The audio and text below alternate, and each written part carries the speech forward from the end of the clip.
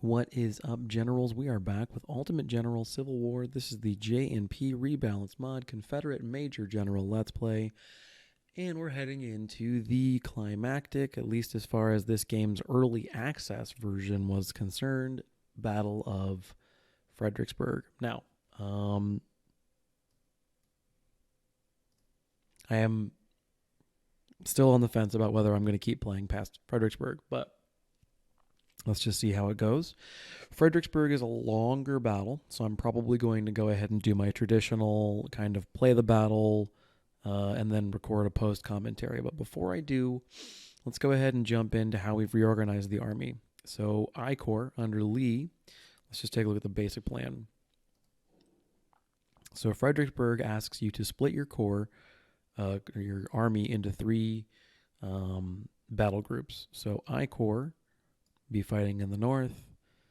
Second Corps with General Fiasco will be fighting in the middle, south, sorry. And then General Random will be fighting in the middle, and they won't be really doing a great deal of fighting. The rationale, the reason why I've got the units where are they at? I Corps is the best equipped for long-range bombardment. It's got 20-pound. It's got my only 20-pound Parrott unit. It's got my only siege gun unit. The Second Corps is better at kind of brawling, close-in work, and then the dream is that I Corps will be able to roll up the Union attack in the city here and push them south, and then the Second Corps will be able to move to engage. Or alternatively, the Middle Corps will split and fight in both. I'm not really sure how that part's going to go, but let's go ahead and break down the army, and we'll kind of take a look at the individual components. So, Second Corps here is the largest of the corps, and that's because I think historically it ends up facing the largest portion of the Union Army. So we have a corps of infantry here, 11 brigades of rifles, 2 units of rangers, 1 unit of snipers, an awful lot of artillery, which is the nature of the game, and then a Grenzer unit in support. And I did finally split off 2 of the cavalry units, 1 Hussar, 1 Dragoons from I Corps. Thought process being that 5 was too many. 5 just seemed like a lot in one corps. So they're holding the south. Rebel Fiasco's force is holding the south. And then I'm going to let the battle kind of develop as it does. So if we can rout the Union in the north, we're going to sweep with a big left hook. If we can rout the Union in the south, we're going to sweep with a big right hook. If it ends up being that we kind of have a knockdown, drag out in every direction, then we'll have a knockdown, drag out in every direction, and I'll have 3 corps here move to support wherever I feel like it needs it under Albert Johnson. So I Corps, with Robert Lee commanding the corps itself, Bernard B., Gene Williams, and James Longstreet as corps commanders, will have some of the best troops in the Army. The largest concentration of 2-star units, all the rifles units. So I need to make sure that all these units that have ticked up, they're going to go ahead and grab the rifles moniker. If I had been turning these units into, dedicated grenadier units, I might give them the grenadier moniker, and assuming either of the original grenadier units tick up to their 2nd star, they'll get grenadier guards. For the time being, this represents kind of the nameology. 2 stars as rifles. So the same deal in terms of my organization.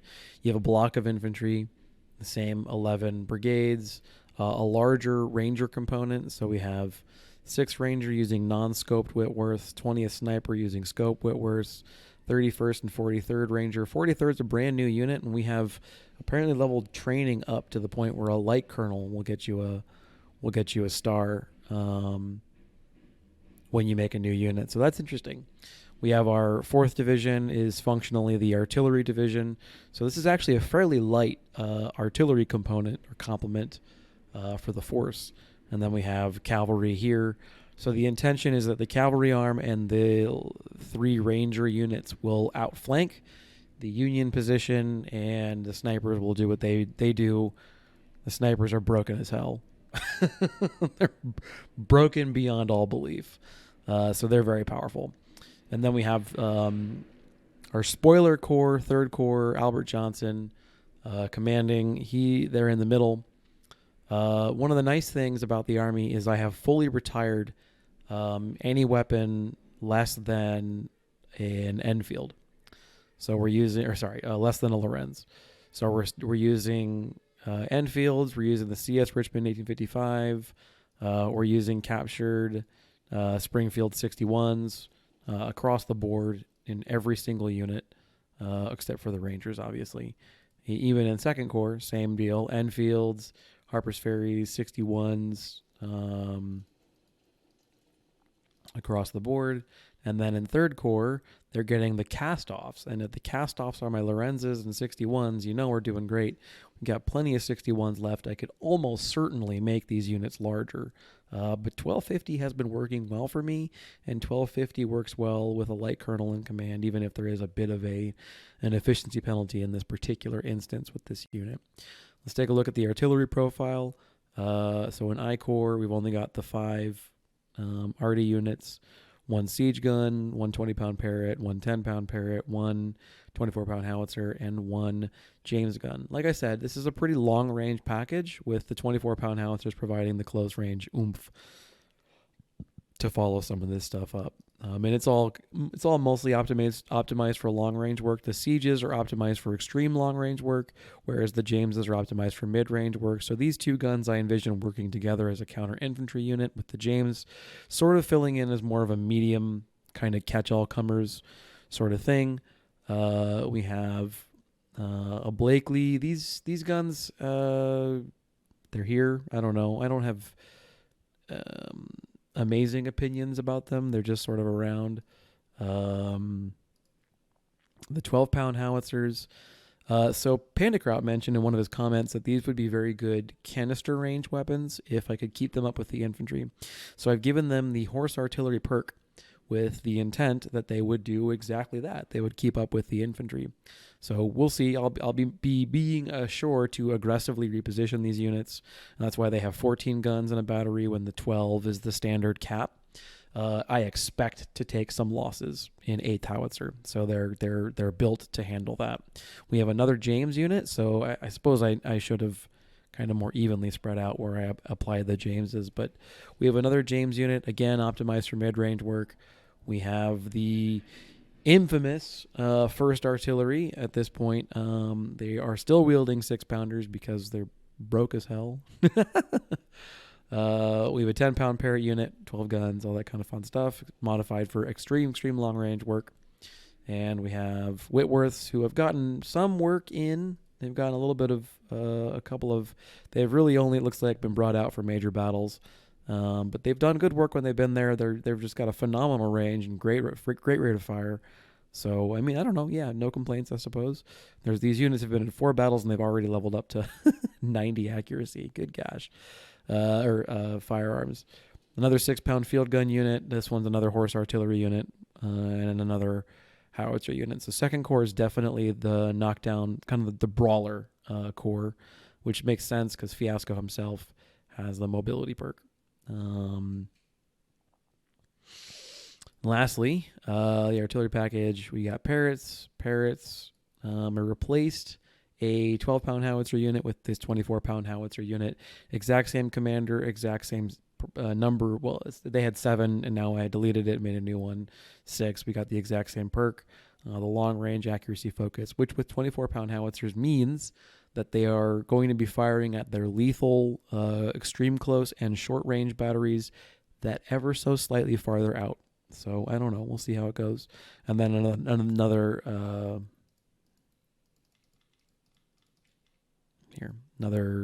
12-pound howitzer unit, again, with every intention that casualties are going to be part of the equation. So 37th Infantry is larger than the standard 1250 because I made them 1500 and have been ever so steadily bleeding them down.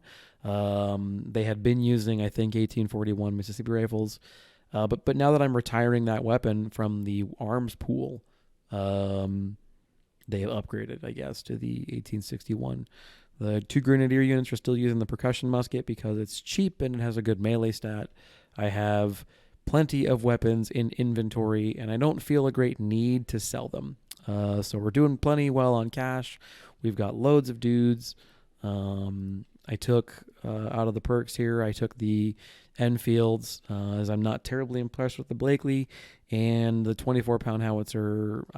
In this version of the game, I wonder as to its usefulness even now in the relatively early mid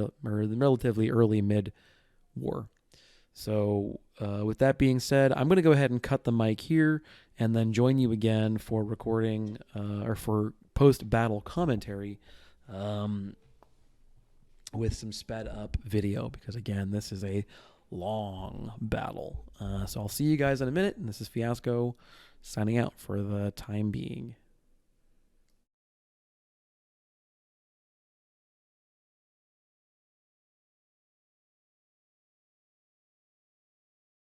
Okay, hey, Fiasco back. So as far as you're concerned, it's been what, 5-10 seconds. So on the screen, I'm buying out the armory as we're at a point in the Confederate campaign where I'm swimming in cash and I'm swimming in soldiers, and I'm also, interestingly, swimming in surplus rifles. So this is a situation that I don't think I ever really experienced when I was playing the vanilla game, but I think my casualties had been significantly higher over the course of the vanilla game. So I sell off a bunch of weapons I know I'm not going to use, and I buy a stock of the Cook and Brother musket carbine, I guess, and I sell off a bunch of the artillery pieces I know I'm not going to use and all that kind of fun stuff. So then we jump into the preamble for the battle. Like I said, I Corps up north, 2 Corps in the south, 3 Corps in the center. I do a little bit of kind of looking at what the recon is, but admittedly, this sesh screen here, whatever, will only show me the 9,000 or so that try and cross the bridge in the opening segment of the battle. So anybody who's played the battle before, and I know that Something Compass did a great video on this battle, not even a week ago, and he showed kind of a similar play, different to his style. But so if you've watched that, you know the general flow of the battle.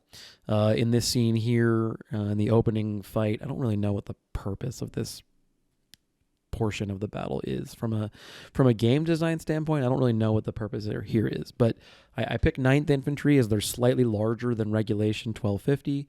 And I'm going to have them try and hold the bridge. And then I kind of figure out the best way to utilize my skirmishers. So anybody with the accuracy perk is going to stay here in the north and do the majority of the fighting. And then I send one of the units that splits, I send them down south to watch the other bridge because they have the speed and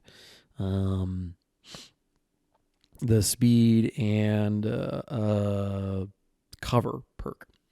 So the unit to the north there, that has the accuracy perk. The unit here in the middle, they have the lesser accuracy perk. So I think it's minus X% the damage morale from morale shooting, plus 50% accuracy, and then minus something else, probably melee. Fuck if I know. And then the other group, the 2 watching the southern bridge, they've got the speed and cover perk. So what I'm doing here with 9th Rifles and the skirmisher units is I'm trying to make sure that I'm keeping them out of line of sight of the AI, and then we're going to defend the bridge. And so from a tactical discussion point, that's pretty much it in game for the next several minutes. And that being said, I'd like to take the opportunity to make the announcement that the Battle of Fredericksburg is in fact going to be the last video in the Confederate Major General Series with the J&P Rebalance Mod, specifically at version 1.24 of the mod. And the reason I say that is I recorded this video on Friday night after I finished, and I went to the bathroom and, got a water. I checked Reddit, and I noticed that, and it might have been Saturday that I checked, but it was recently.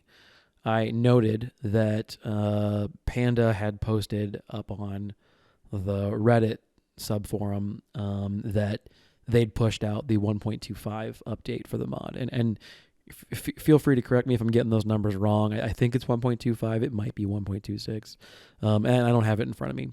So it makes some pretty substantial changes to the way that the game plays, and also to the aggressiveness of the AI. So that being the case, not for nothing, Fredericksburg here is basically a one-sided slaughter, and I personally feel like every battle in this campaign for a while has been kind of a one-sided slaughter. And specifically there, I'm pointing to, since the introduction to my army of the scoped Whitworth sniper unit, and probably like the moment when the army really took off at becoming this untouchable juggernaut was probably the introduction of the 20-pound Parrot and the larger or more numerous introduction of the James to the artillery pool. As well, the siege gun has performed very well, being kind of like a long-range 24-pound howitzer, which is just some sort of monster. But the point I'm trying to get at is these battles are not challenging anymore, and it's not a fault of the modders. I optimized along a certain path that the game seems to reward, and the AI is simply ill-equipped to kind of adjust to that, because I don't know what perks a lot of these units are getting. I don't know if they're also just leaning heavily down the long-range accuracy focus tree or what. So they might have, they'll have 3-star units, but they're going to have random perks. And I think we've all seen that the behavior of a unit is so heavily governed by its perk choices that a poorly perked unit is going to perform vastly subpar compared to even a moderately leveled up unit with the right perk choices. As a spoiler alert, the Confederacy suffers something to the effect of 3,500 casualties at the Battle of Fredericksburg and inflicts a 100% board wipe on the Union. We do lose a couple of cavalry units towards the tail end of the battle as I get sloppy and tired and maybe a little bit bored. We'll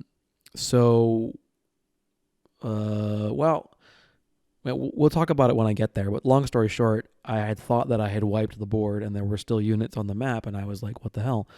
Well, it turned out that the AI had gotten reinforcements, but because the AI didn't have any other units on the board, the reinforcements just stayed in their corner.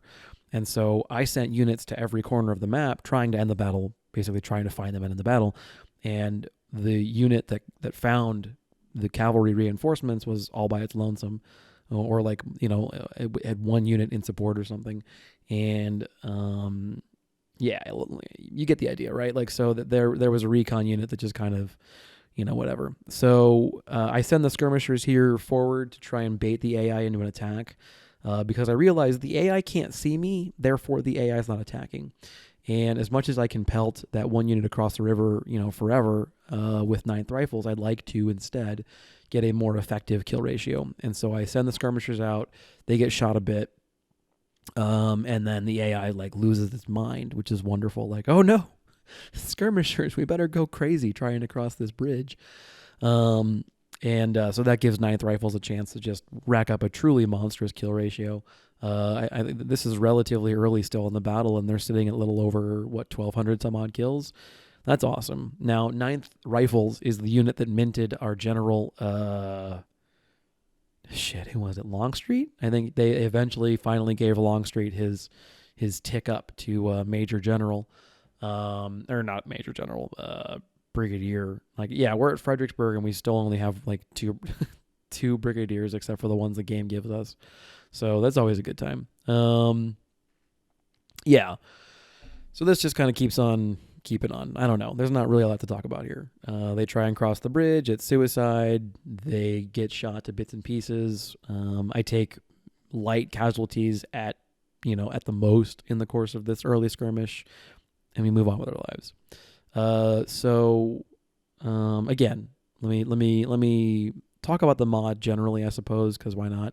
On the screen here, I'm trying to use the supply wagon to bait the AI into coming across the bridge again, because there's that big unit, Parker, and I want to see if I can't get him to come across. Anyway,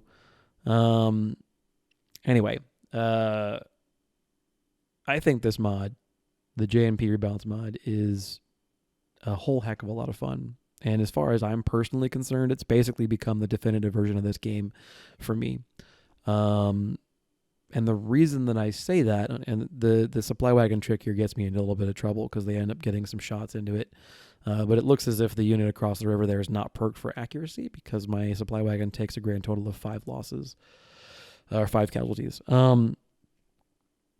The reason I say that is I still very much like the base game. I looked at my Steam record, and I've got 700 some odd hours on this game, and I was like, oh, man. Now, I do wonder how many of those are me. So I do this all the time, where I finish recording a battle for the video, and I click out to turn off OBSS, which is the screen cap software I use. I think it's one of the free ones. That's like, it's fine. It gets the job done. There's paid software solutions out there too, but ain't nobody got money for that.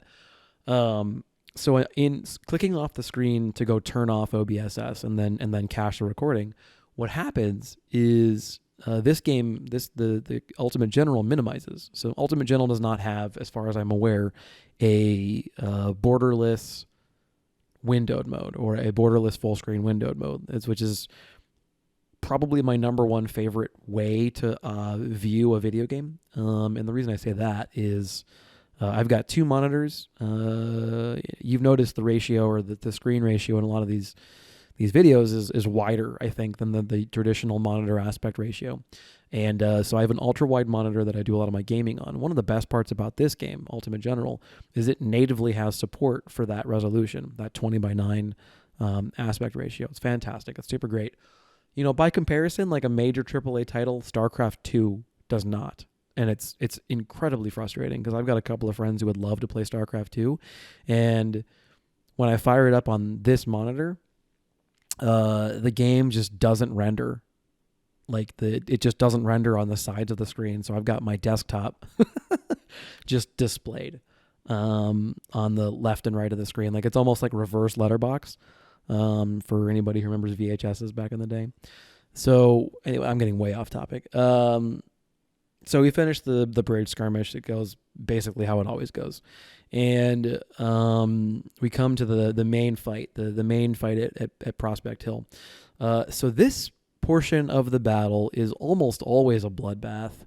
And so what I'm doing is I'm collapsing my forces out of the trenches into the parts of the woods that I think give the best cover and prevent the AI from accessing the best cover.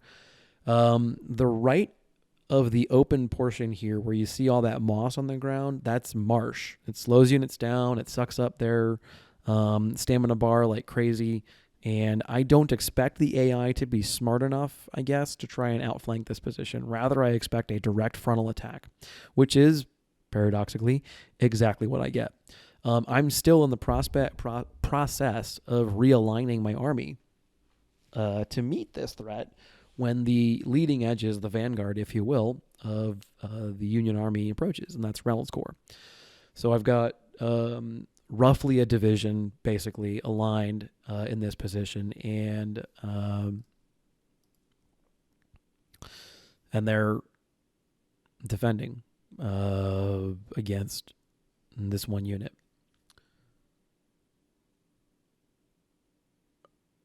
And they come in, and I don't know, I end up putting one unit in the trenches just to get them there faster. I've got all of my light units, all of them, deploying to the extreme right edge of the map. And the thought process there is if the AI does try and outflank my position, I would like someone to be able to see it, and these units all have the best, spotting stat in the Army. Plus, they also have good mobility.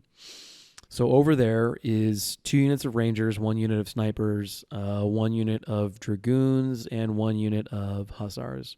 I'm also moving up the artillery and getting them online. And I think I did an overview of the artillery package in the camp screen, which I recorded day of. But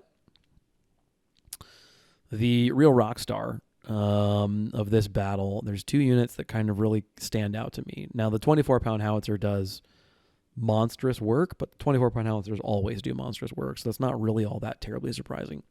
The James, a unit of James guns does great work in this battle. And as well, I have this unit of Whitworths who picked up their 2nd star, I think right before this battle in their last deployment. And for as low, how do I want to say this? Their damage curve starts off pretty small, and their damage range is actually pretty small. But I have a suspicion that is largely being offset by their rate of fire. It would appear as if I actually have an additional unit of Rangers. So I've got 3 units of Rangers, 1 unit of Snipers, and then Dragoons and Hussars in the large flanker force. So the Whitworths do great work, especially in counter battery, but they also do good counter infantry work. And I think a lot of that ties to their rate of fire. So I had not been terribly impressed with the Whitworth in the vanilla game when I played the Union playthrough. However, I have a suspicion that in that particular playthrough, I didn't come around to the value of the Whitworth until too late in the campaign for it to matter. Does that make sense? Like, I didn't start liking to use Whitworths until too late in the campaign to really kind of see them being good. So that's something I'd like to kind of maybe try and do a bit differently. So I know we're kind of in the middle of the video, but the road forward, for those of you watching and not just kind of clicking around, the road forward is as soon as I'm done recording the audio here, I'm going to uninstall Ultimate General completely, delete the folder completely, and ensure that I have a clean install, so to speak. And then what I'm going to do is I'm going to go reinstall it. Obviously, it's like a 900 megabyte game. It'll seriously take 45 seconds to download. It's fine. And I don't have any active saves besides this one that I'm worried about. So then I'm going to download the new version of the mod, 1.25. And the rationale for that is that I don't want there to be any possibility. I imagine there's not, and this game is actually pretty good about the mod being like, the mod being fairly easy to install, but I don't want anything to get like overwritten weirdly or corrupted in the process, or you get what I'm going for here. I'm being a little bit overprotective, I think, of the file than I need to be, but I got it. Okay, so it's not 3 Rangers and 1 Sniper. It's 2 Rangers, 1 Sniper, 1 Grenzer. I'd forgotten that I have Grenzer units in this army. So yeah, I'm going to just do a fresh reinstall, basically, of the game. I'm going to install the new mod, and I'm going to start fiddling with legendary difficulty. I had, in the course of playing this campaign out on my downtime, so to speak, I'd put a little bit of time into an attempt or 2 with the legendary start for the tutorial on the Union campaign, and it was just, man, it was like pulling teeth. It was, I could get to Bull Run, but like I couldn't beat it. I could get the best I could do was a draw at Bull Run, and that was a nerve-wracking 3 hours. So, point I'm trying to make is I want to fiddle with legendary and make sure I'm actually like up to playing legendary before I worry too much about recording anything. So what that will mean is you should expect a video sometime in the next week, which will be the start of a CSA Legendary playthrough in the Rebalance Mod at 1.25. I think Panda and I have been chatting on the Discord. He's mentioned that he's working on a video or some videos for the Union game. And so I think it better to kind of spread the love, so to speak, and make sure that we've got content being produced for both factions. Additionally, I'm going to try and branch out into some other strategy games to diversify the channel. This is not intended to impact the release schedule once a week of an Ultimate General episode, and this is also not intended to indicate a waning interest in Ultimate General. There's a grand total of 10 people, if I'm being generous, actively producing content for this game. It's a great game. I love it, and I actually kind of really like being part of a small community on the internet that really likes this game. And the rationale for that particular interest or desire is, there's hundreds or more of content producers for the big games, World of Warcraft, Call of Duty, Battlefield, the Magic Arena has a shitload.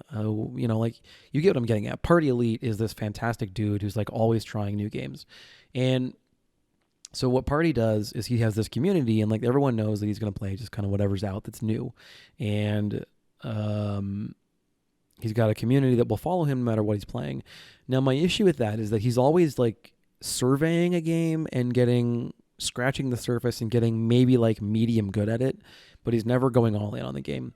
And I'd rather have a smaller portfolio of games and then get get more depth in those games that I'm playing, rather than just this constant survey of here's the new title and I got a preview promo key from the manufacturer, for me to go ahead and showcase their content. And I'm not going to say no to that. I'd absolutely love to be in on that kind of stuff. If Game Labs was hey, we noticed that your channel is pretty much entirely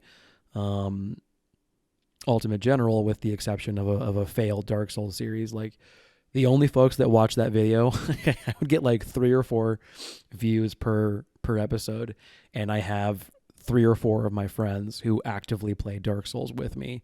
So I'm pretty sure they were all just pity views. So point I'm trying to make is I've got a real life, I've got a job, and I'm not saying that the content producers who focus on gaming channels don't also have real lives. Of course they do, but they have or are willing to put significantly more energy towards this kind of thing than I am. And that means I need to pick my niche and stick with it. And my niche right now appears to be niche product strategy games. And so if that be the case, you know what? There are far worse niches to pick. This is pretty cool in the screen. So 4th Grenzer gets charged by a 2-star melee cav unit, and they countercharge them. And because I think it's because they're in the woods. They're in the woods when they receive the charge. I countercharge at the last possible second, and the Grenzers tear these guys a new one. Now, I want to be clear. Fiasco is, as a general, he's perked for speed and accuracy. So his first perk is speed, second perk is accuracy. There's nowhere in there he's got charge damage. There's nowhere in there he's got melee buff or any of that nonsense. He's just all speed, all accuracy. Grenzers are a unit that I have absolutely every intention of building up when I take a look at the next playthrough at Legendary. So strategy games. One of the ones that I'm interested in is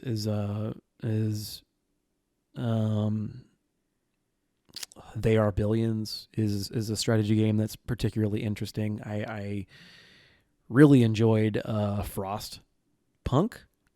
It's a great kind of city building / survival simulation with a Victorian steampunk theme, and a truly phenomenal soundtrack that I'm unfortunately going to have to mute so that my channel doesn't get 1,000 takedown notifications. So my earliest videos of Ultimate General had the Ultimate General music on in the background, and I would get copyright violation notices every now and again when I had, whatever the music is in this game that plays on in the background. I don't even know what it is. It's just, it's some guy that Dardis probably is friends with, and he was like, hey, I'm making a game. Can you help me out? Or Game Labs is a real company, so they've got an arts department, but whatever. You get what I'm saying, is they had video, or they had audio content to go along with these battles, and my first videos left the audio on, and I got a lot of notices. So even if you don't like Frostpunk, if survival / city building is not really your shtick, if you have any interest at all in like the modern version of classical music, so it's, I don't even know if that's the right terminology for it, but check out the soundtrack. Check out the Frostpunk soundtrack. You owe it to yourself, especially like the track "The City Must Survive." Holy crap, I get goosebumps every time I hear that piece.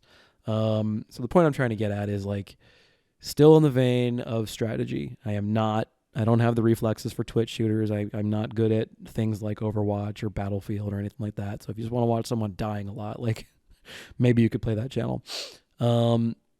I also didn't get a lot of feedback, like positive or negatives, or just really even any interest in Dark Souls. So we're probably not going to keep going down that path.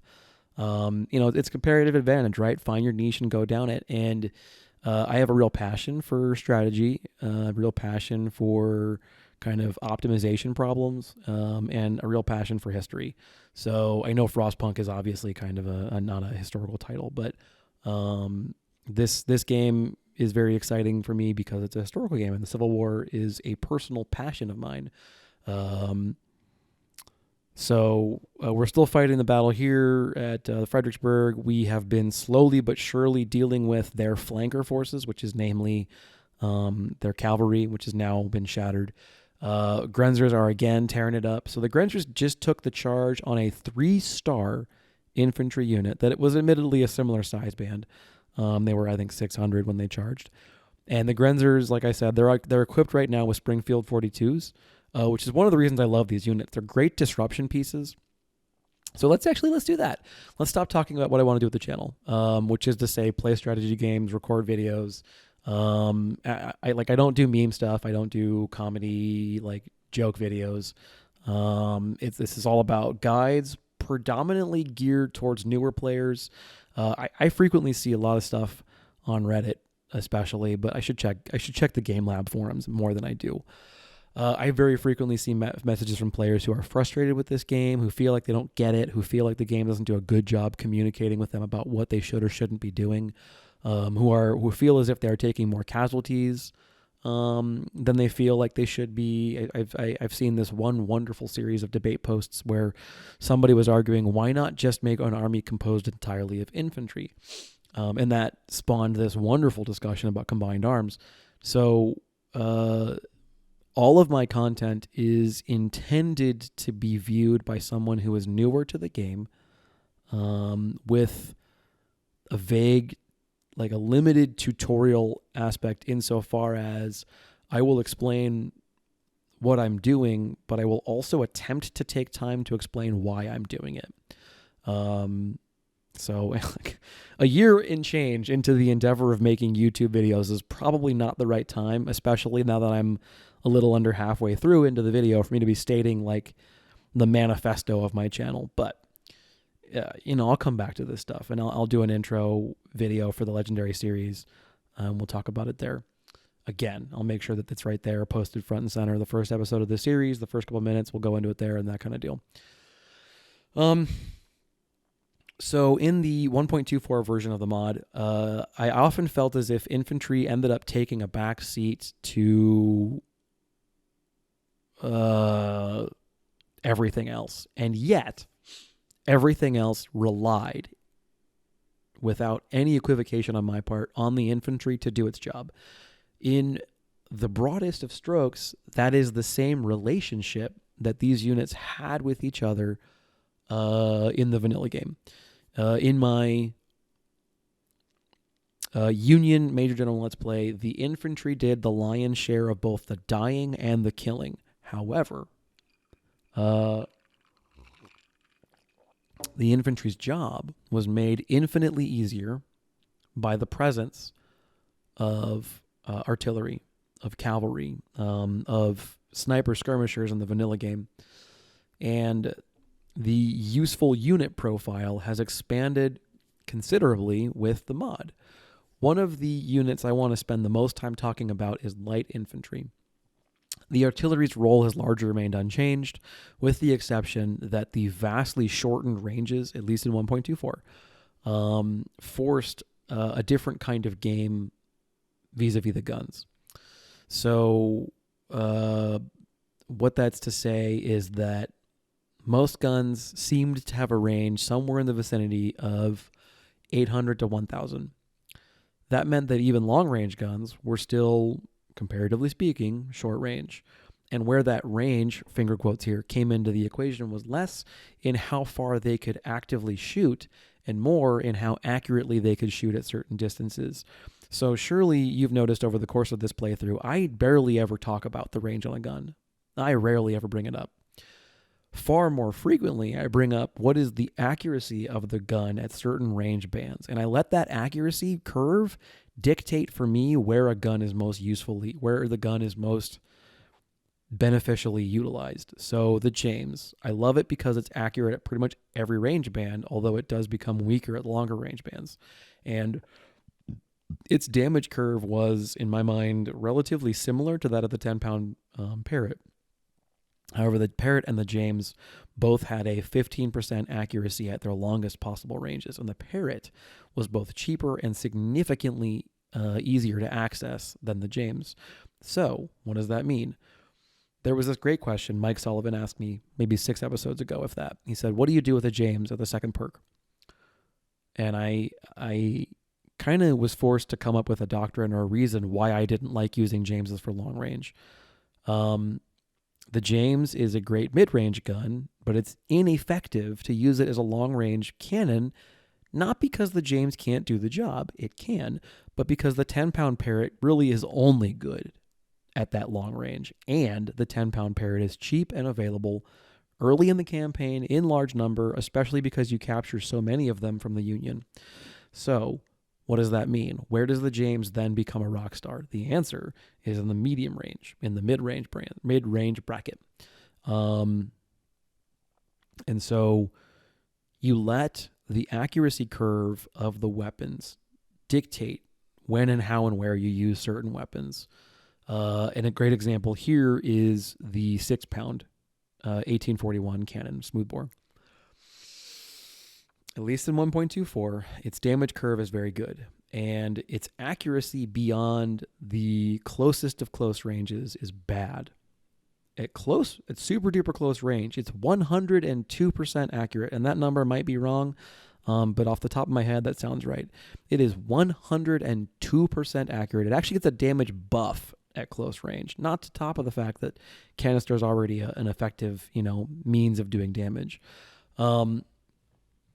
It drops off pretty badly from there, but it's buffeted by a very high relative to its competitors' fire rate. And again, its cheapness, it's light, it's classified as a light cannon, so it's fast and it doesn't drain on the stamina too much to move it.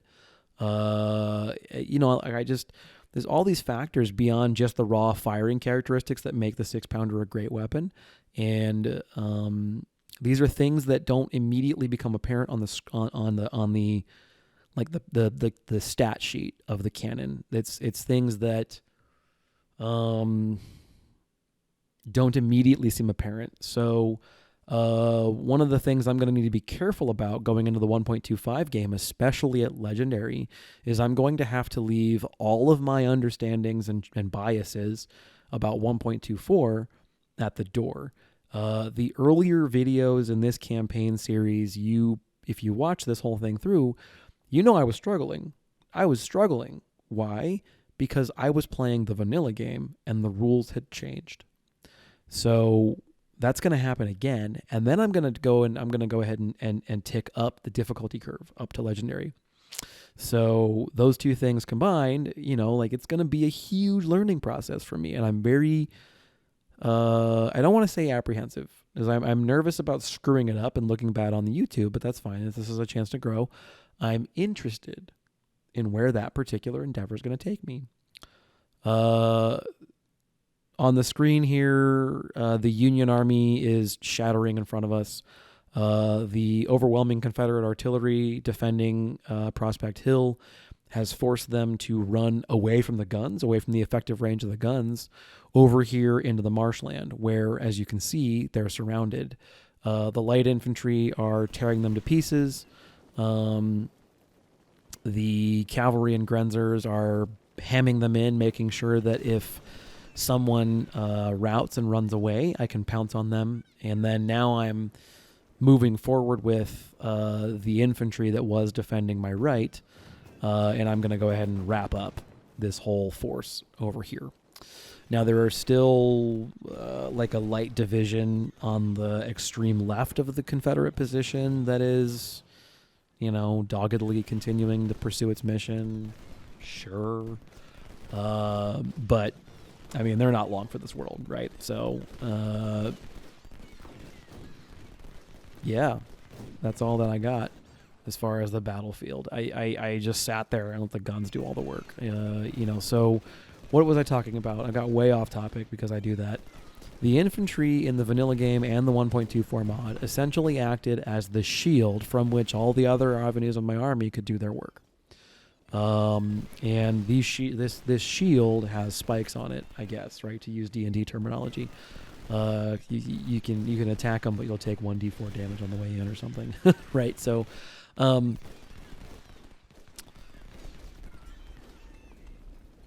when I use snipers, they act as a force multiplier. Not because the snipers are great at killing shit. Yeah, okay, the snipers are great at killing shit. But what they do is they get a unit closer and closer and closer to White Shield, where it's going to stand its ground and have these weak, like ineffectual volleys, but it's also not running away. And what that does is it takes the heat off the infantry. It doesn't make their job easier. Well, it does. It doesn't like do the job for the infantry because the infantry still frequently needs to be the one delivering the killing blow.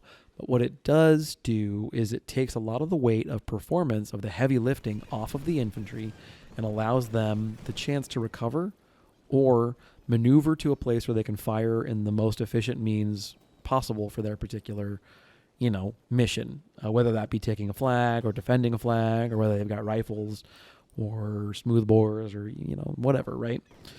Light infantry do the same, where they take the weight off of the back of the infantry, even though they themselves can't do the job that the infantry does. Light infantry with rifles in this game, sorry, this is the unit I want to talk about the most. I'm going to come back to light infantry because I've got some time. Artillery, blah, blah, blah, kill stuff.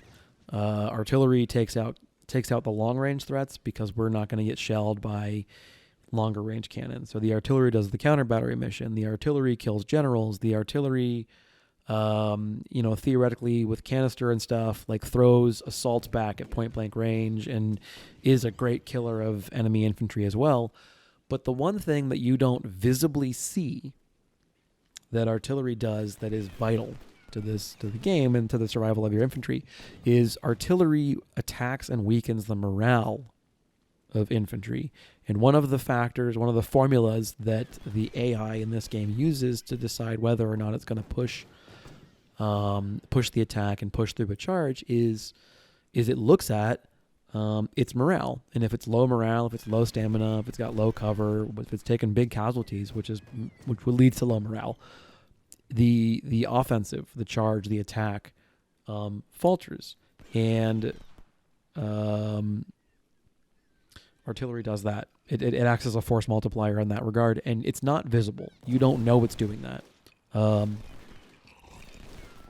as far as I know, in terms of documentation, it never explicitly says it's doing that either. It's just kind of a practical kind of benefit, I guess, or a side thing that's happening.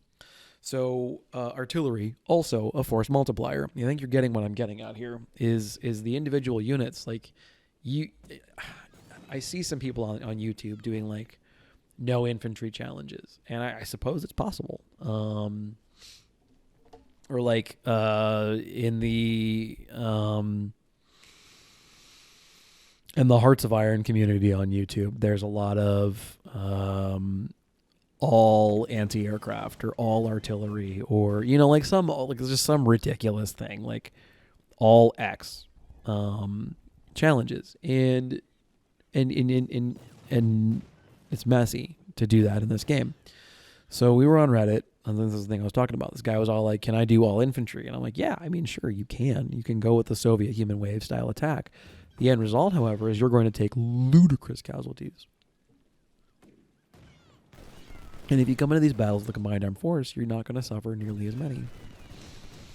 Cavalry has been criminally underutilized by me, the player, in this campaign. Artillery was so good, snipers were so good, and again, I'll get to light infantry here in a second. Light infantry was so good, I frequently didn't see the need to go to the expense of using cavalry because they were so fragile. That mobility was not enough of an advantage in my eyes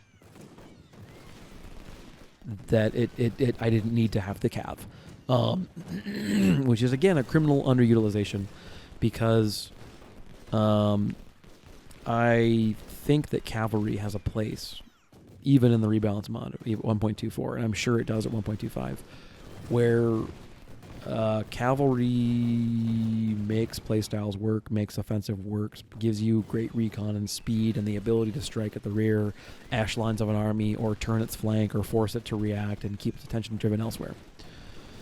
But I keep on thinking, like, yeah, but I can do that with light infantry. So I don't know. On the screen, Mary's Heights. It's boring. The Union throws a corps or more of soldiers away against my walls. That's the battle. The end. There's some rejiggering with, which units go where in what artillery emplacement. And the artillery emplacements here are great. They've got better cover than you're going to get anywhere else on cannon. And then what I do here is sort of the inverse of what I did. Well, it's the same thing as what I did at Prospect Hill, but I do it, from the left to the right versus from the right to the left. That's the only big difference. I've got 2 or 3 units of cavalry. I've got 2 rangers, 1 sniper. First Corps does not, to my knowledge, have a Grenzer unit attached to it. And again, we'll get to Grenzers. We'll get to light infantry generally. So what we're going to do here, what the objective is eventually I'm going to uncover and cover this offensive with these infantry units in the back row of trenches here. And so I've got actually 3 units of rangers, 1 sniper, and then eventually we'll get the cavalry in there. So these light units are intended to turn the flank of the Union and strike at all the cannon. They're supposed to get in the city, and you'll see they basically do this. The snipers are all-stars, of course, but they're intended to turn the flank of the Union by getting in the city behind their army, because their army is committed to this attack on the front, where my guys are behind trenches. They're uphill. They're firing downhill into a river. Like, it's just suicide. So that's a thing. They're doing that thing. Whatever. There's not really anything terribly interesting to talk about. I'm pretty sure this battle goes by. I don't click on any of these units with the exception of telling them to shoot at 1 or 2 kind of offensives that get through, and then making sure they're okay on ammunition. I think that's it. That's all I do. I don't reorganize anybody. I don't move anybody else up. That's it. But what ultimately happens is it's a division at least of light units. It's 3 cavalry, 3 rangers, and 1 sniper. That's a division or more of resources that are being poured into an attack down the Union right from their rear. And right now it's being spoiled by this 3-star unit on the hilltop here. That 1 unit by itself is enough to hold off 2 times or more his number in skirmishers and cavalry. Now he'll be dealt with in a moment, and then once that happens, I get behind the Union position in the city and start tearing things to pieces. And specifically artillery. Like, the number 1 mission of that whole group of units is artillery. Kill the artillery, kill the artillery, kill the artillery. And if you can, capture a couple supply wagons, shoot some dudes in the back if you can, whatever. Disrupt the attack. For the most part, cannons. And they're excellent. They're beyond excellent at that role. So that brings me, I think, fairly naturally. This is a great on-screen illustration of the power. It brings me naturally to the topic of the single most improved unit from the vanilla game to the Panda Crop mod, and the one that I am the most excited about seeing in 1.24. 1.25. I am beyond ecstatic to talk about the increased efficacy of the basic infantry.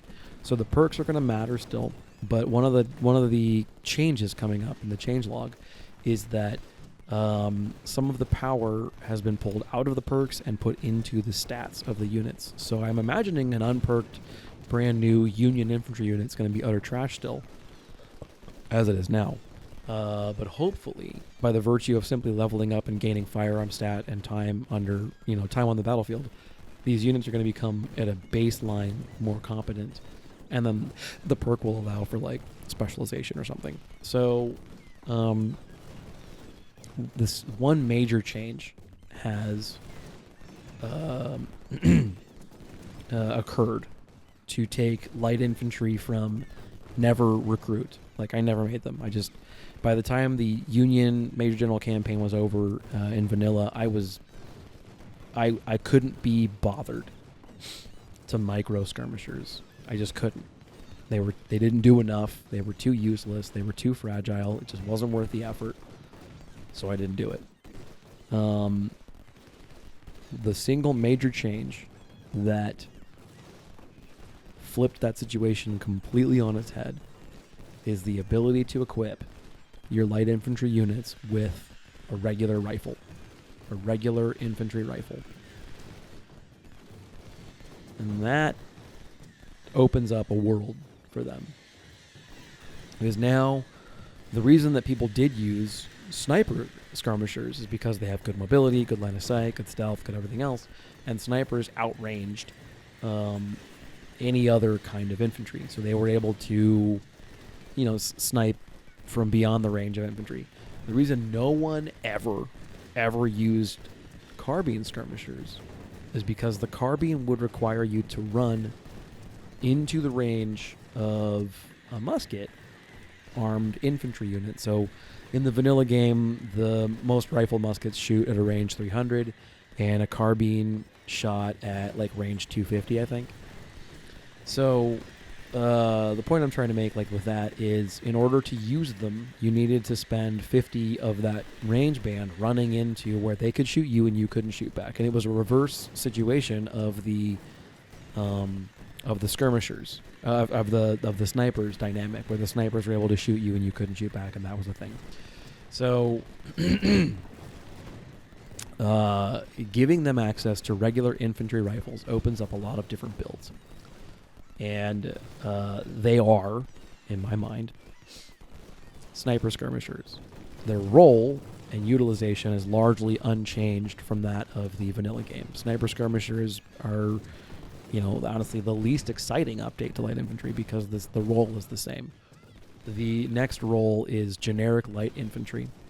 And this is a skirmisher unit that functions in terms of what it does on the battlefield in the same way as the detached skirmishers of the vanilla game would work. You use them in places where you need a presence, scouting, or a flank that doesn't require, or a flank.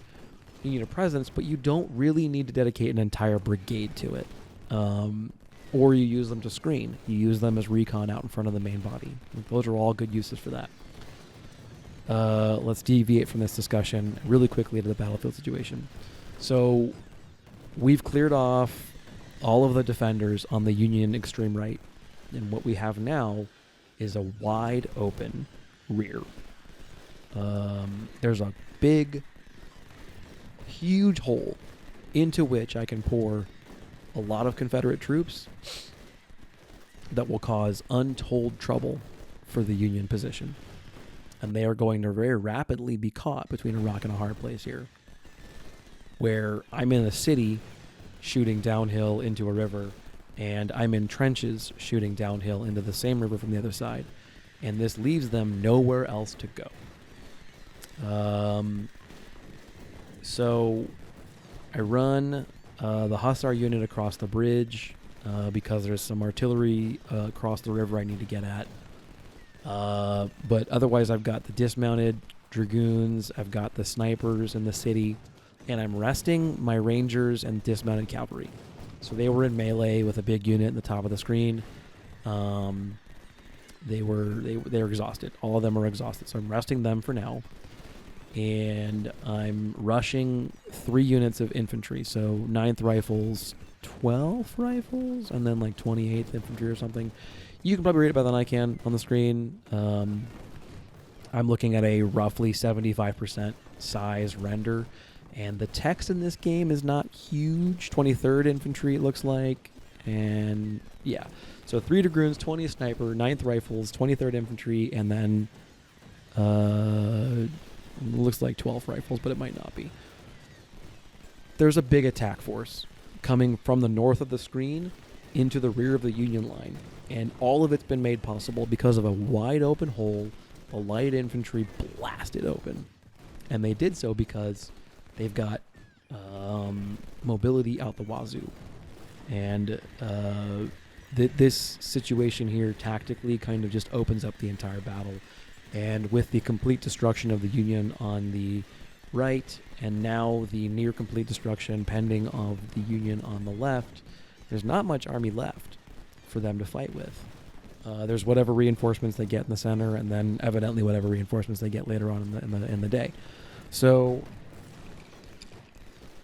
now it's how quickly can I get this army online? How quickly can I get this attack force into position and start tearing the Union apart? Because the Hussars, all these units are routing and running across the river to try and recover for a second. And the Hussars are like, no, fam, you don't get to recover. I'm going to run you down. And they're also picking up crazy amounts of supply wagons, just crazy supply wagons. So the Confederate Army is going to be swimming in, Union supply here in a second. And I think all of that comes down to the light infantry who blew this wide open, who made this possible. So they're the unit that I think is the biggest force multiplier improvement. So I think our snipers are still big force multipliers. I think cavalry is still a big force multiplier, artillery. But they're all filling the same role they did in the vanilla game. The difference between a skirmisher unit with a rifle and a detached skirmisher unit with a rifle is that I can perk them. They can get experience, they can level up. All these things are important. And yeah. So you've got light infantry, you've got snipers with regard to light infantry types. Light infantry with rifles who function as what I'm calling rangers in my builds. You got the snipers who do their thing. You've got the Grenzers. This is a unit I'm very excited about. And that's skirmisher, finger quotes, unit type. They're issued with a musket of some kind or another with a high melee stat. What I like about them is they're cheap. They cost you just men, officers, and because by the time you have enough unit slots that you can justify making a Grenzer unit, which is like Shiloh, maybe, you've got a whole bunch of Springfield 42 sitting around gathering dust, and it's a great weapon to utilize for that unit. So like when it makes sense on a economics or force development level to start thinking about bringing Grenzers into your unit roster, you have the equipment that a Grenzer unit would want in excess. So they're great in that particular time frame. A unit that I have not utilized that I think would be interesting is a skirmisher unit armed predominantly with carbines. Now here I'm mostly envisioning Spencer carbines, like the repeater rifle, but really any carbine. So you're gonna suffer the same issue I talked about in the vanilla game, which is your basic range is going to be shorter than that of an infantry rifle. So an infantry rifle in the Rebalance Mod shoots 400. The carbines tend to shoot, I want to say 300. And so you have that same problem where they spend some time running into range to do their thing. Panda mentions that carbines have seen a significant damage increase that may make that risk-reward conversation swing back into the category of, yeah, that's worth it, where I might utilize carbines. And in that instance, I think I might use them either. I might swap what I'm currently using the traditional light infantry role for. I might bring the carbines in for that. So what I'm using traditional light infantry for is as a screener and as a flanker on the battlefield. And I think I might bring carbine armed skirmishers in to do both of those things if the damage works out and the cost isn't crazy. And the reason I say that, the reason I think that that particular combination might work, is if I can draw the enemy's main focus with infantry, and then the carbines are, the carbinary units are only attacking after the engagement's already occurred and after target selection has largely already occurred. And then they're going to be firing predominantly only into flanks. That range disadvantage should potentially be mitigated to a degree by the fact that the engagement's already begun to occur, and we're firing and all that kind of stuff. And then they can focus on flanks. They'll also be good for screeners in some of those battles where we're fighting in heavily wooded terrain, because those engagements tend to occur at closer than 400 yards anyway. And the rationale there is, in those kinds of terrain, or in those situations, you're typically not aware of the foe until you're already closer than 400 yards. Again, on the screen here, light infantry sweeping around to try and cross the other bridge, the southern bridge, and they're going to pick up 3 or 4 supply wagons, in that process too. So it's just beyond crazy. This position goes south for the Union real damn quick. So let me take a look. We got Grenzers, we got snipers, we've got skirmishers, we've got light infantry. That's all the different kinds of light infantry. Line infantry is line infantry. I'm going to be leaning on them as the backbone of the army until the very end. I don't see that changing. So, yeah, those are the plans going forward. I think is going to be a CSA Legendary campaign, first episode next week. Probably next weekend. I know that I had liked to shoot for a Wednesday release in the past. That was the day that seemed to work out with my schedule the best. We're in this weird situation where, I'm starting a new job, and I don't know what it's going to look like in terms of my work days. So we'll shoot for a Wednesday if we can, but I'm going to hedge my bets and say, let's just play it safe. If you get it early, congrats. Otherwise, expect it on over the weekend. Give me a chance to tinker with the Legendary campaign and learn kind of what's changed. But I'll do at least the first couple episodes live, so you can experience it with me. And then I'll do my kind of split of camp videos. I'll mimic Panda's split, because I kind of like that, of or something Compass's split of camp videos and then sped up battle videos. Again, feel free to comment. I would love commentary, and I know we're an hour into the video, so theoretically you're not going to hear this, but I would like commentary. Some of the live larger battle videos are like 2, 3, 4 hours long, and that's a slog, dude. It's a slog to talk through. It's a slog to have interesting content to talk about during, short of just me being like, okay, there's a guy over there. And I'm sure it's just a bitch to watch, man. So if you'd like live recordings of those longer battles, please feel free to let me know. I need someone to tell me they want that, because otherwise I think we'll do live side missions, and then we'll do recorded and then post-recorded side battles or main battles, because they're so big. We'll probably do live recording for camp screens too. And as far as the channel and the video and the next series, that's kind of all the news that's fit to print, as far as that's concerned. We've done an overview of the light infantry, my Rockstar, my favorite addition in this mod, light infantry. Interestingly, I have felt as if the rifles were of indistinguishable differentiation.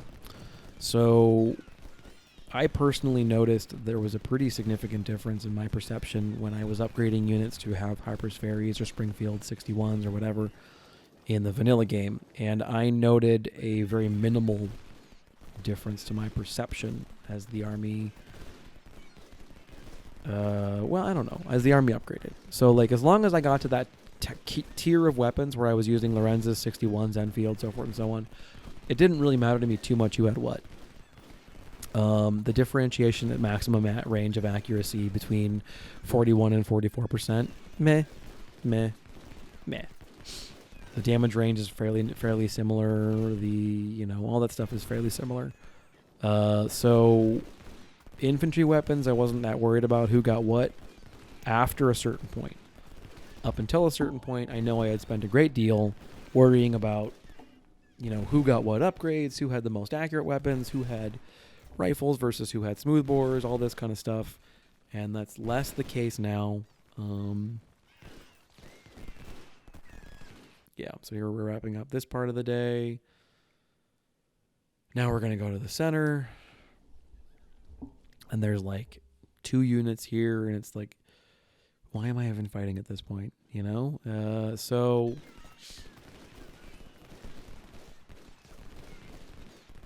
yeah, we crossed the river. We spent all this time shooting at supply wagons, which is not what I wanted to be doing.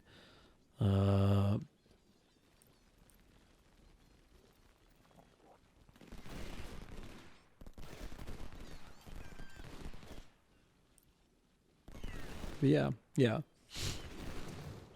I click up to double speed, to get some things into line. And I keep on wondering, like, should I even bother with Third Corps? Should I even engage Third Corps? Like, I don't know. That's one thing. Ooh, let's talk about that. Here's a new topic that could be interesting. So, macro organization, macro design.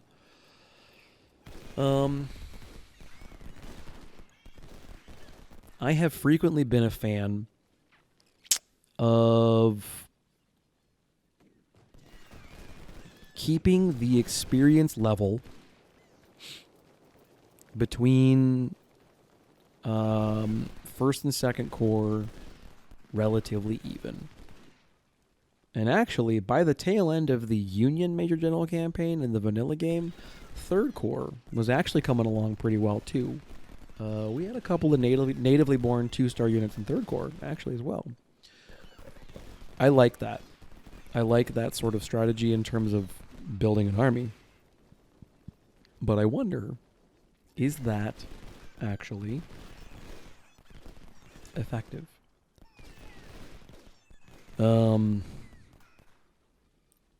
I staked my name. Not that it was like this thing that it was majorly contentious, but my brand as a streamer or whatever for this game, my brand has been medium armies. I called it the mixed order, right? That was the whole thing.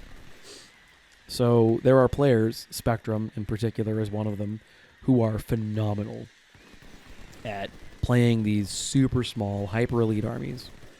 And okay, cool, man. Like, that's your thing. You're really good at it. I'm not. I'm not. And so I build these armies that are they have a surprisingly good competency of skill. How do I word this? Like a surprisingly good medium competency.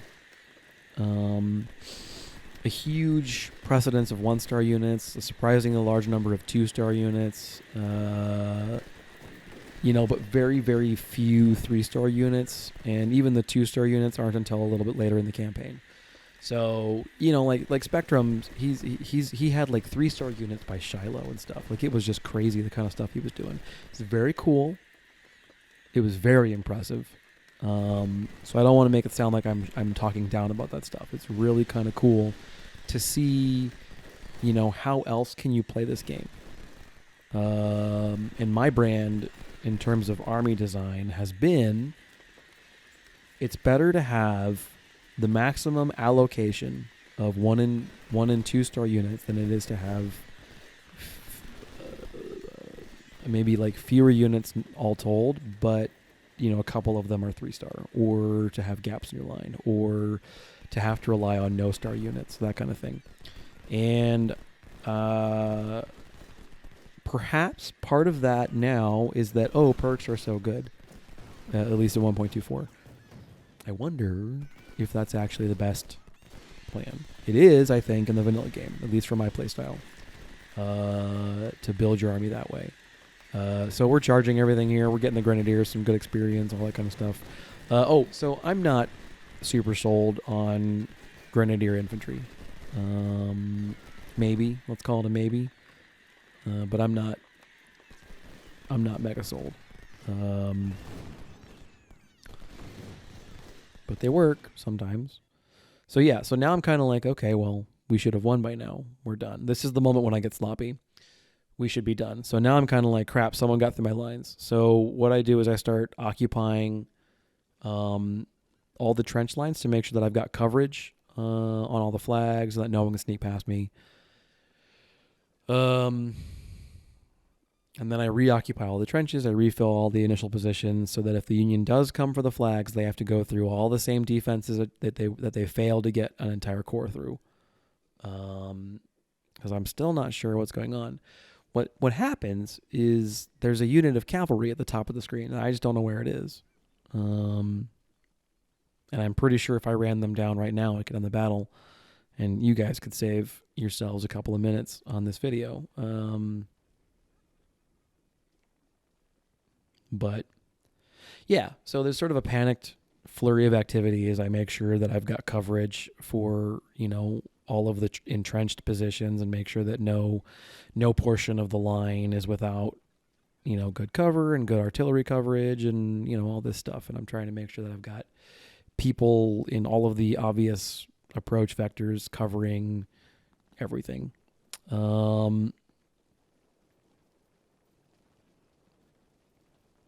Yeah.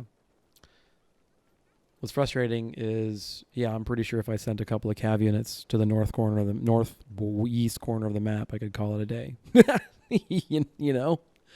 Oh, well, it is what it is. So we're going to get sloppy here, take a couple of losses, lose a cav unit.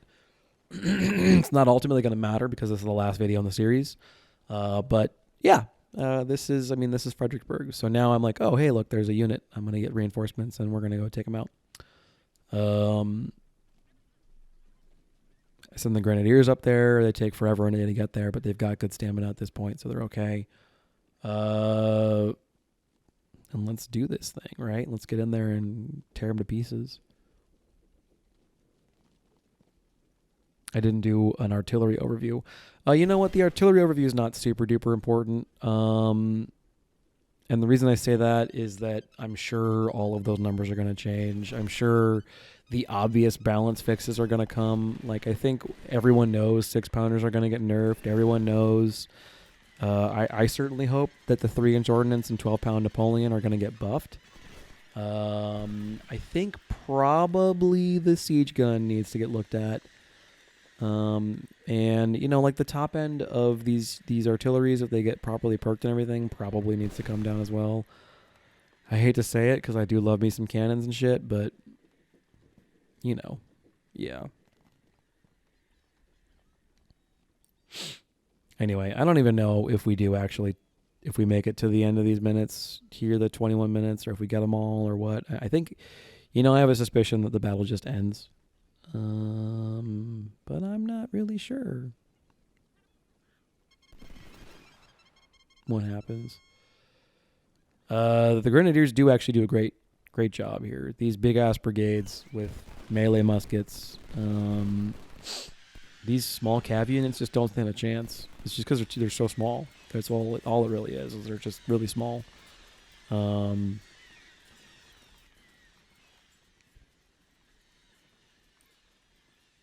Yeah.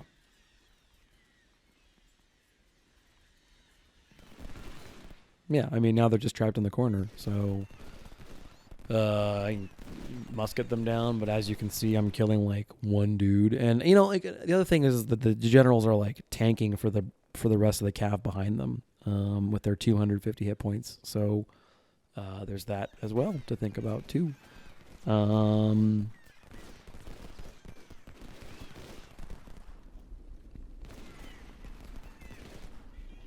Yeah. I think I'm getting ready for the charge here.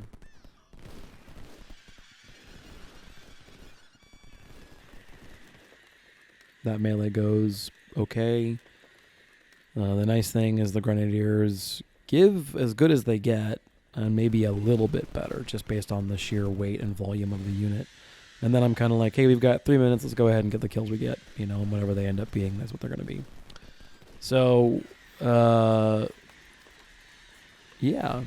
I had day of post commentary, so I'm going to go ahead and let that stand. In that video, I'm not aware yet that the fact that there's a new version of the mod coming around the corner. So in the last little bit, I get excited because hey, Stones River is coming, and I do like Stones River as a battle. I do think it's a fun fight. Oh,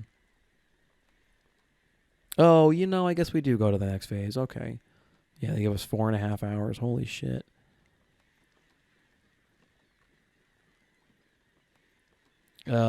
So yeah, I talk about like, oh, Stones River's coming up. Stones River's actually a really fun battle, and I can't wait to fight it again. But I don't think it'd be fun to fight it in this version of the mod with my army being operating the way that it is.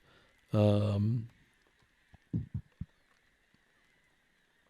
yeah, the second verse same as the first. They tell me there's Union units. I don't know where they are. The plot twist is they're here. They just haven't come across the map yet. So now I'm kind of like, shit, they just like popped up. What do I do? Can the Grenzers handle these guys? And the answer is kind of yes, but kind of no. It turns out fighting in melee on a bridge is weird. I don't know if the game knows how to handle it right, so there's that. Ultimately, they kind of break. And then I'm pretty sure, now that I think on it, I'm pretty sure what happens is the battle ends after we kill these two cav units, which does not take super duper long. So I double speed again, pin them in the corner, shoot them until they're dead, charge. That's all she wrote. I mean, now that they're not on a bridge anymore, the Grenzers tear them to pieces. They surrender. We get the general, I guess.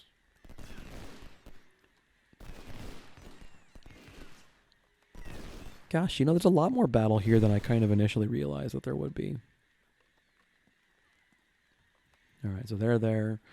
And I'm like, okay, so now they've got the bridge blocked. No one can come across it. So now we're going to go hunting. I don't know where there's Unioners, but, like, there's Unioners somewhere, so I got to go find them. I'm like, where the fuck are they?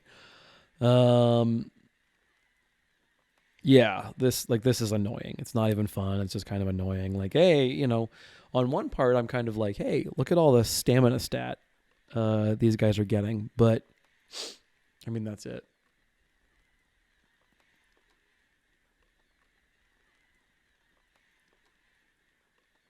Where do I end up finding these guys?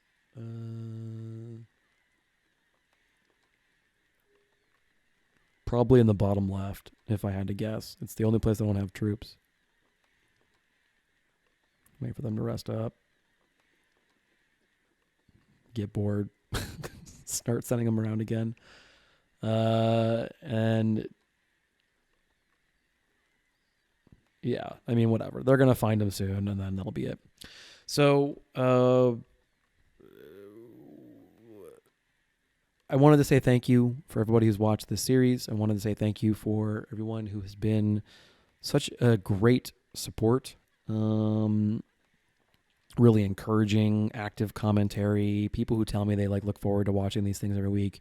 You guys are like one of the big reasons I get up here and I make sure that I get this thing done. You know, every single time I'm clear about like, hey, you know, work has to come first, and then, you know, like, and then I've also got, you know, like a girlfriend in real life, so all that kind of stuff happens as well. Visiting family and major holidays, and it's Christmas or whatever, that stuff all happens. But otherwise, number one priority, at least once a week, I get one of these videos out. So 1.5 million thank yous to everybody responsible for supporting the content, supporting the channel, helping me out, keeping me honest, keeping me regular, all that kind of stuff. Panda Kraut, Something Compass, Johnny, you three specifically, I want to really call you guys out. Mike Sullivan for excellent commentary, Ivan as well. Just really thanks a million times for all of your commentary and all of your just contribution. So I will see you in a week. We were going to have a new series. It's going to be the CSA Legendary, and I'll see you in the next one. This is Fiasco signing out.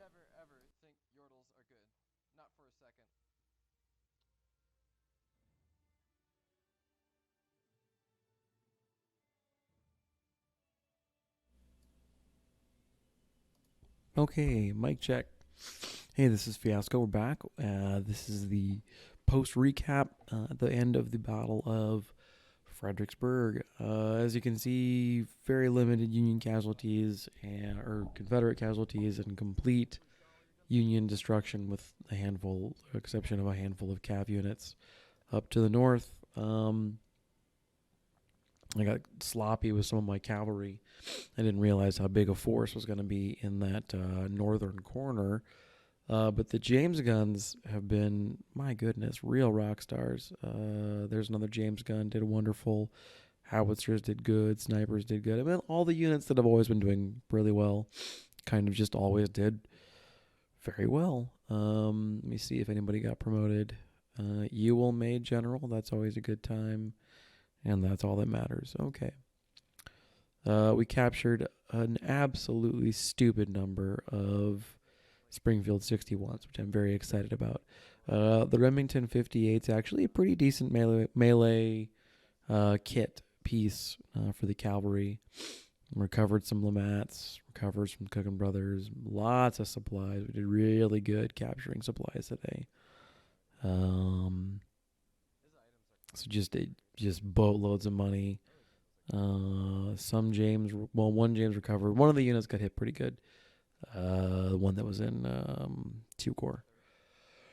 So, yeah, that's Fredericksburg. By and large, really happy with the performance. I wasn't expecting to wrap both flanks, but, you know, the fighting in and around that city, which I can only imagine is Fredericksburg, was tight, but by and large, I think it was mostly okay. There was never really any question in my mind of the outcome of that fight. It was really just kind of how expensive was it going to be, and it cost me some cavalry that I'm barely using anyway, and not the one that matters as far as I'm concerned. The 3-star is the only one that's going to be super duper hard to replace. So we got back some guys, we got a bunch of money, career points, reputation, captured quite a few captures actually in this fight, so that was good too.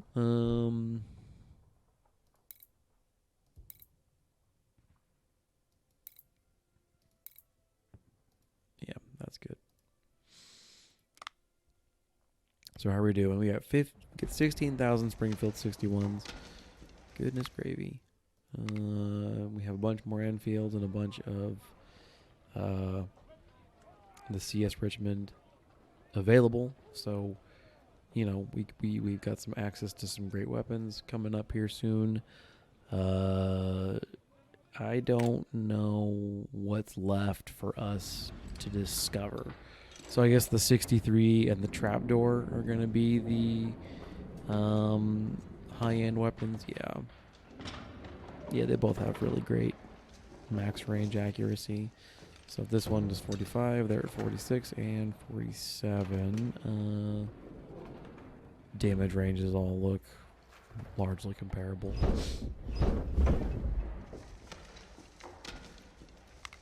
Yeah. Even more units pick up their 2nd star. That's good. Oop. We'll give them the rifle moniker as we go forward. Very limited casualties. Heavier in some places, obviously. And again, clearly heavier in some places. The skirmisher swarm actually did really well. I'm pretty happy with their performance. So that was cool. Having just a large number of skirmishers armed with infantry rifles. I think I've said it before, but that takes the unit from being one that I would basically never consider using to one that I would for sure use. You know, I think skirmishers with an infantry rifle that have their own leveling up path. 2-star cav unit, that's cool. All right, musketry drill. What's the middle tier for cav? Saber proficiency, charge, damage, and extra speed. Not a bad time. Carbine proficiency. That's probably what we're going to go with. Accuracy, reload time. Cool. Scouting proficiency. Ooh, that's good too. Spotting and stealth. Let's go with carbine prof, though. These are just mounted infantry at this point, right? Treat them as such. The Blake really did not impress. How did it do this battle? Yeah, it's just continued to underperform in a battle where it's had plenty of opportunities to do quite well. The Blake has not been impressive. So we'll figure out what to replace it with.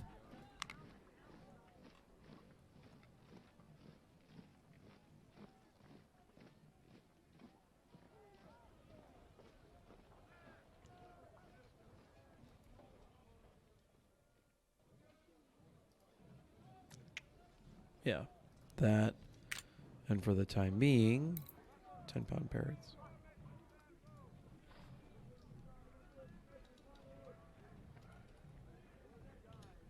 All right.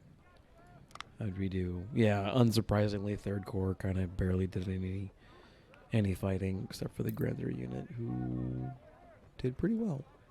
Yeah, the Grenzer units do okay. Better kill loss ratio, although it's still a rough and tumble unit. Still a unit that doesn't walk away from these battles unscathed. They do well, but they take losses. I mean, melee units generally do. This is a shock unit, and I'm pretty happy with their performance. Some of these units I don't think even, so they just stood there the entire battle. Gaines Mill as well. Man, 21st Infantry would be a good unit to be in, though. You get the battle honors, but you're not, I don't know, you don't get to watch your buddies die. All right, what is coming up? The Army's fine. Stones River. Oh, that's a fun one. Okay, we'll go to at least Stones River, because that is a darn fun battle, especially from the Confederate perspective. It's a very aggressive battle in that perspective. But I mean, we took what? 7,000 maybe casualties? No, not even. 4,000. I mean, I don't know. Whatever internal economics this game may have in terms of the ways that it tries to balance your army, like I'm sure we've just thrown it out the window. I wonder if there's some value. I know 3-star infantry is going to be great, I'm sure. What is this, a para unit? Okay. 3-star infantry is going to be great, but I wonder if there's some value, now that we've got Lee with the experience perk, I wonder if there's some value in farming these 2-star units out to 2 corps or whatever, and then bringing in more 1-star units and seeing if we can't raise the overall level of the army. I mean, I know I sing the praises of 1-star units, but lots of 2-star units would also be good, right? Hard, expensive to replace, but again, I'm not taking massive casualties, so I don't know. Average recruits coming up, looking pretty good. Sure. Okay, folks, we will come back to this soon, and I'll clean the army up before we go into the skirmish at Everettsville. Let's see what's the scale here. Small and woodsy. Small and woodsy. Oh. I remember this battle. I have not played the Confederate campaign all the way through since a little after the the game came out of green light, or early access. And the next battle sucks. It's not fun. So I'm probably gonna throw like 3 core into that. Let them grind that bitch out. I might swap in Robley into 3 core so that he can kind of spread the experience love and use his major general perks, but with 3 cores units. Anywho, I will see you cats in the next one. This is Fiasco saying that was Fredericksburg. I did have a good time.